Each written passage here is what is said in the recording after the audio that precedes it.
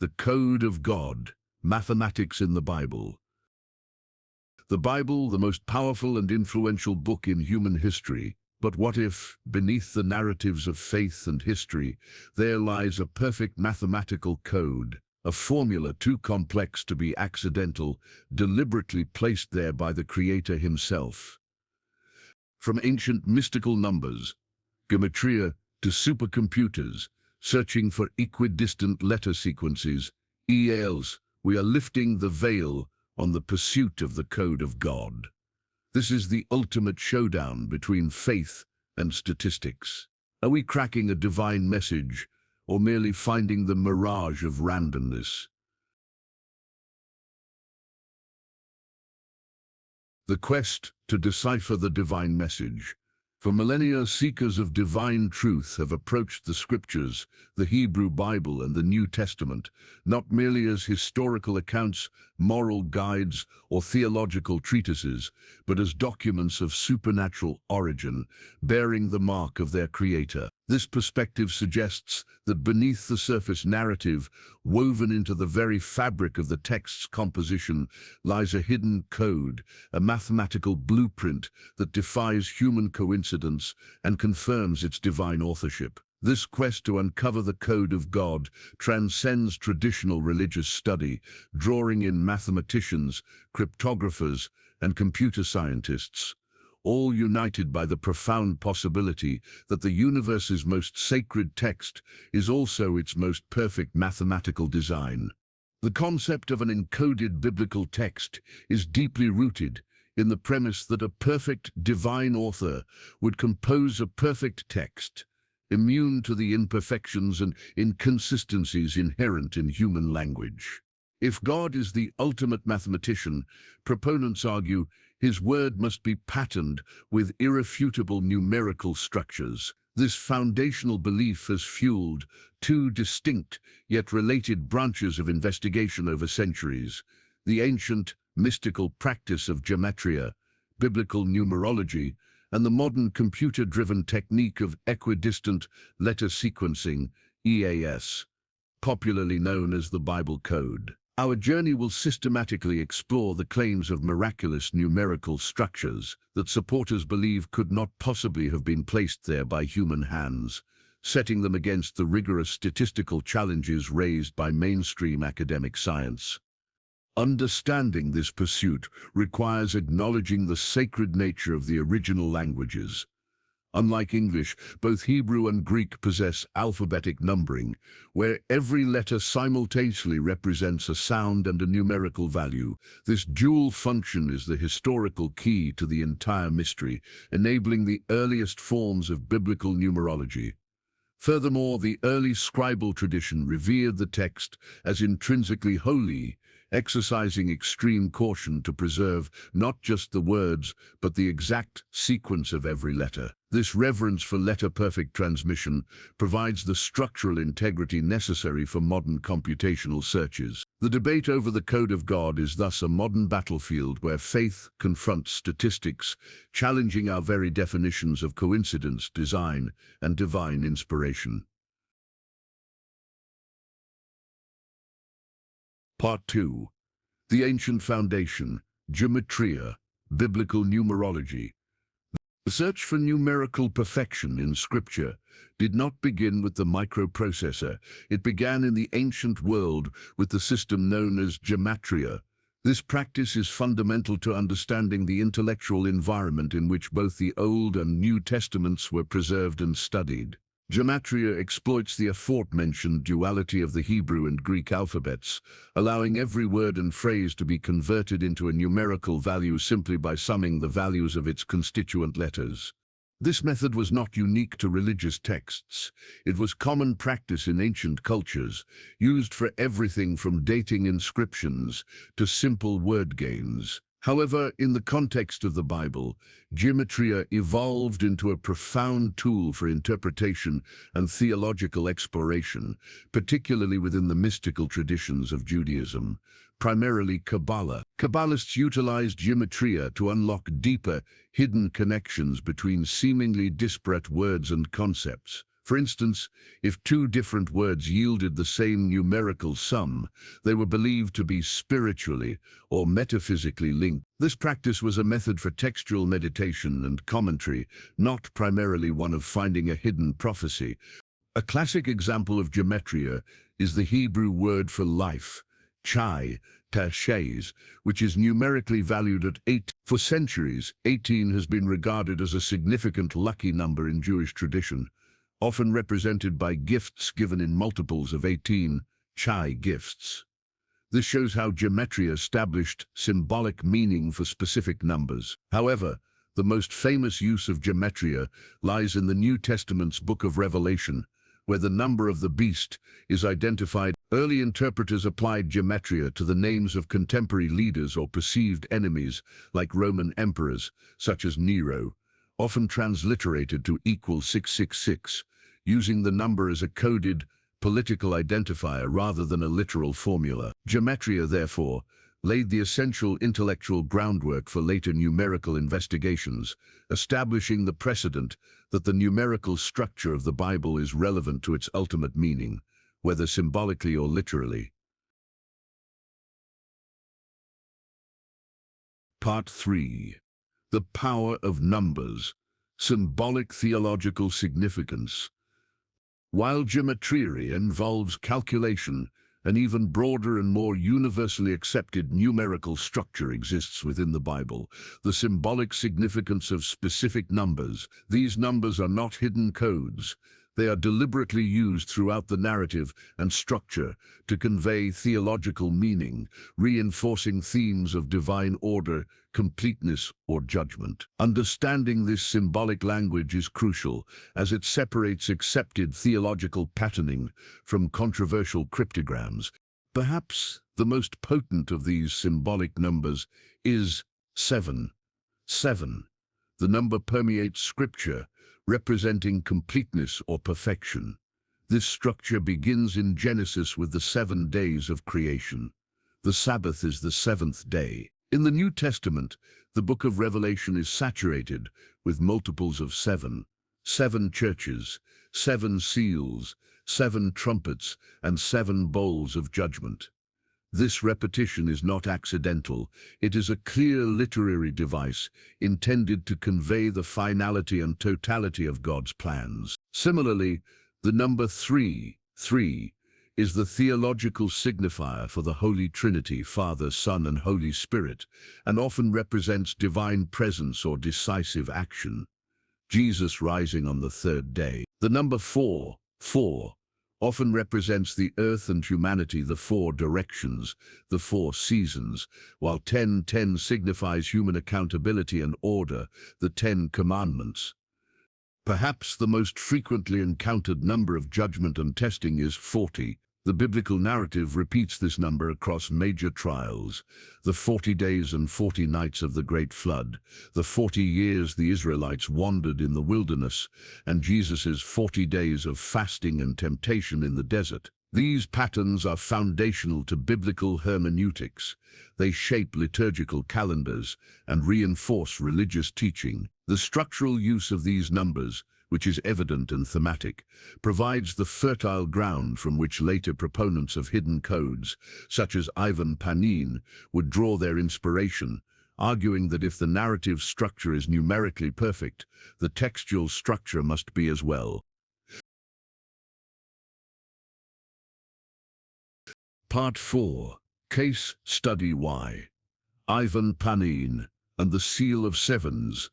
In the late 19th and early 20th centuries, the numerical study of the Bible found its most meticulous proponent in Ivan Panin, a Russian immigrant and Harvard graduate, who applied rigorous mathematical methodology to the Greek text of the New Testament. Panin's work was distinct from gematria because he focused less on the meaning of specific words and more on the structural integrity of the text as a whole, claiming to find a recurring numerical pattern, the seal of sevens, that governed everything from vocabulary to grammar. Panin's method was exhausting and involved manual tabulation of words, letters, and grammatical forms across the Greek New Testament. He claimed that the sheer number of coincidences he found could not possibly be the result of human endeavor. He asserted that the Greek text of the first 17 verses of the Gospel of Matthew, which deal with the genealogy of Jesus, displayed a stunning density of multiples of 7. For example, the number of Greek words beginning with a vowel, the number of proper nouns, the number of words used only once in this passage, and the number of Greek letters in specific phrases, all consistently resolve to a multiple of 7. Panin's most powerful argument rested on the statistical near impossibility of these results occurring by chance, especially considering that the New Testament was composed over many decades by numerous authors with no possible mechanism for human coordination on such a granular mathematical level. He argued that any human editor attempting to insert even one word would immediately break the intricate numerical framework governing the entire text, proving that the original composition must be divinely inspired and numerically perfect. While mainstream textual criticism largely dismissed his work due to methodological challenges, such as deciding which specific Greek text to use and how to handle grammatical variations, Panin remains a towering figure in the code movement. His exhaustive, systematic claims pushed the debate beyond symbolic interpretation into the realm of complex, provable numerical design, setting the stage for the even more revolutionary methods of the computer age. Part 5. The Modern Leap. Equidistant Letter Sequencing, ELS. If Gematria was the ancient key, the modern search for the divine code was unlocked by the computer. The methodology that burst onto the public consciousness in the late 20th century is known as Equidistant Letter Sequencing, or this technique, popularly referred to as the Bible Code, fundamentally changed the nature of the quest by abandoning the Greek and Hebrew numerical values and focusing solely on the letter sequence itself. The core premise of ELS is deceptively simple.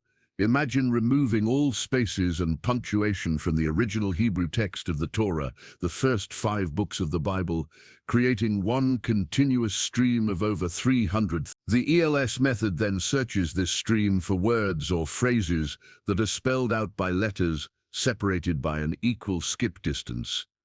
For instance, if you start at the first letter and then jump ahead 100 letters, then another 100 letters, and so on, those letters might spell out a meaningful word. The computer allows researchers to run simultaneous searches across millions of starting points and millions of skip distances, an endeavor physically impossible for human scribes.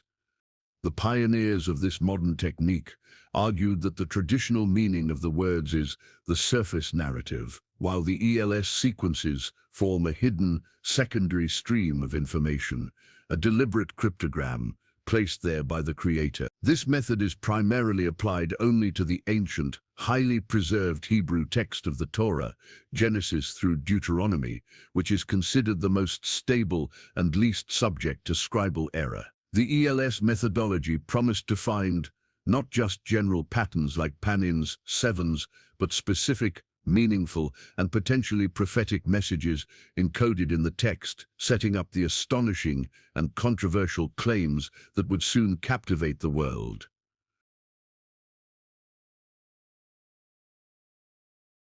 Part 6. Case Study 2.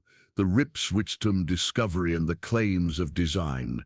The search for equidistant letter sequencing, ELS, transcended hobbyist speculation and entered the realm of serious, peer-reviewed debate with the work of Israeli mathematician Eliyahu Rips and physicist Doron Witztum. In the 1990s, they published findings that brought the Bible Code global attention and academic controversy. Their research focused on the Book of Genesis and involved searching for ELS sequences that spelled out the names of 34 famous Jewish sages and rabbis, paired with their respective dates of birth or death. The central thesis of Rips and Witztum was a statistical one. The probability of finding such meaningful related terms spelled out near one another in the compact Hebrew text of Genesis using the ELS method was astronomically low, in the range of 1 chance in 10 million. They argued that this result demonstrated a non-random, intelligent design governing the text. Their most significant success was the publication of their findings in the respected, peer-reviewed journal, Statistical Science. The journal's willingness to publish the paper, albeit with disclaimers and intense debate among its editors, sent shockwaves through the mathematical and religious communities, suggesting that a hidden cryptogram in the Bible might indeed be verifiable through modern statistical techniques. Rips and Witztum employed meticulous methodology. They utilized a predetermined list of names and dates, defined before the search, to minimize the chance of cherry-picking, the fundamental flaw in most amateur code attempts. By restricting their search to famous, verifiable historical figures, they claimed to eliminate the arbitrary nature of finding random words. Their work ignited the imagination of the public and prompted rigorous counter-analysis by mathematicians around the world. Their discovery stood as the single greatest piece of mathematical evidence for the Bible Code, prompting immediate and intense scrutiny from statisticians who were determined to prove that the phenomenon was not divine design, but merely a complex statistical illusion. The battle for the intellectual credibility of ELS had officially begun, pitting academic rigor against the allure of the hidden message.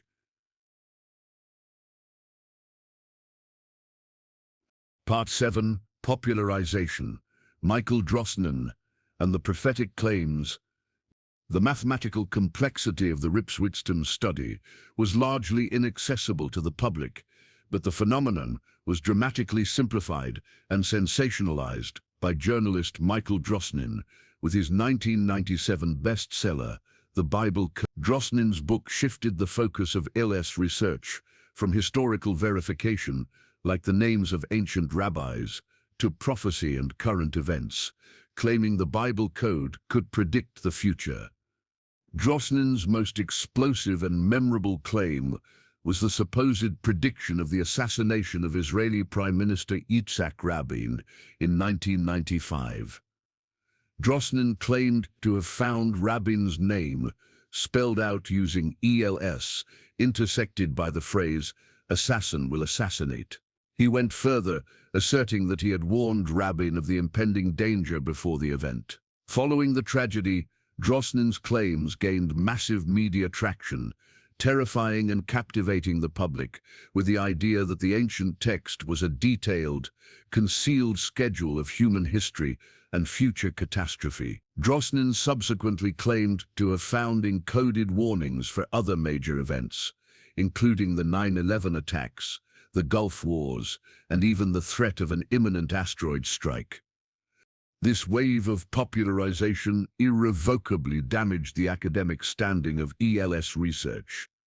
Drosnin was criticized by the original researchers, Rips and Witztum, for his sensationalism and his failure to apply proper scientific methodology. Unlike the academic work that used pre-selected, objective data sets, like established lists of historical figures, Drosnin's method involved searching for terms after the event had occurred, a practice mathematicians call post-diction, a process that has zero statistical validity. Furthermore, Drosnin often translated the Hebrew ELS sequences loosely to fit his narrative. The media frenzy, while generating enormous book sales and public fascination, ultimately positioned the Bible Code not as a profound theological discovery, but as a form of unreliable pseudoscience, forever linking ELS with sensationalist prophecy rather than objective truth.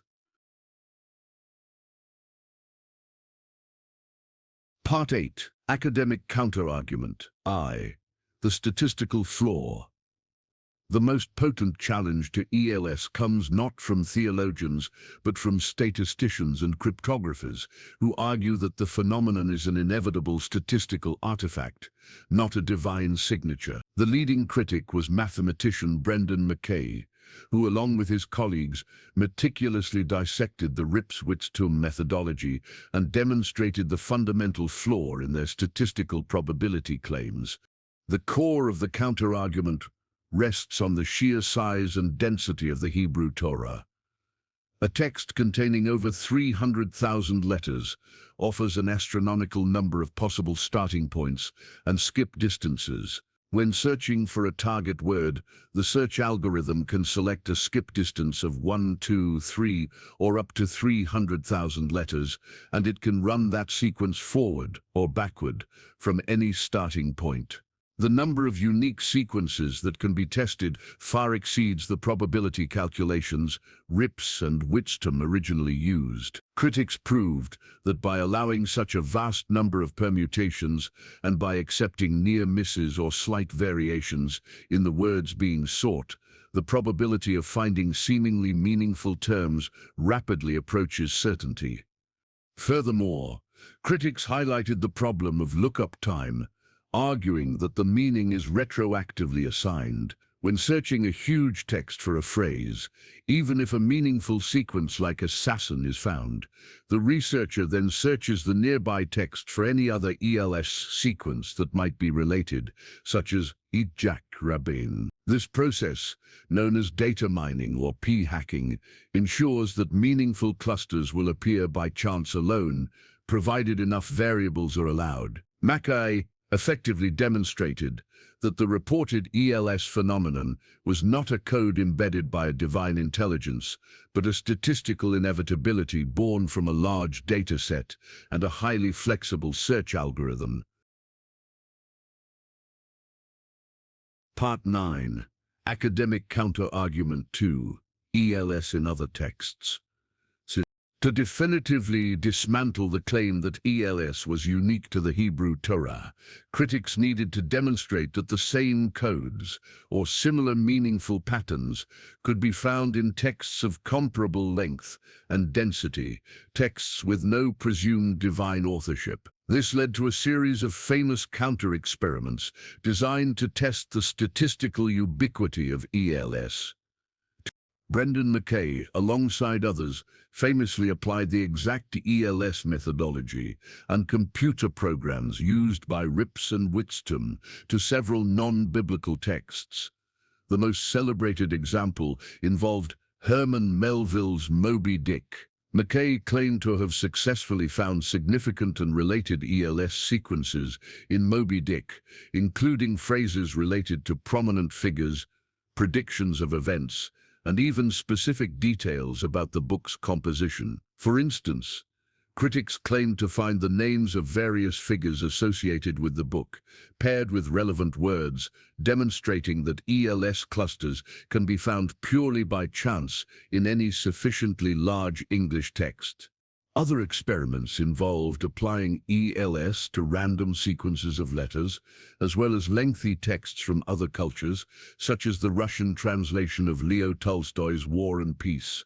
These findings provided compelling statistical evidence that the ELS technique is a textual phenomenon, not a divine one. If the same seemingly improbable clusters of meaningful words can be found in a 19th-century whaling novel, as in the ancient Torah, then the code is a function of the statistical algorithm and the size of the text, not a signature of God. The scientific community largely concluded that the ELS methodology, while mathematically sound in its execution, lacks validity as a tool for discovering hidden prophetic or theological meaning.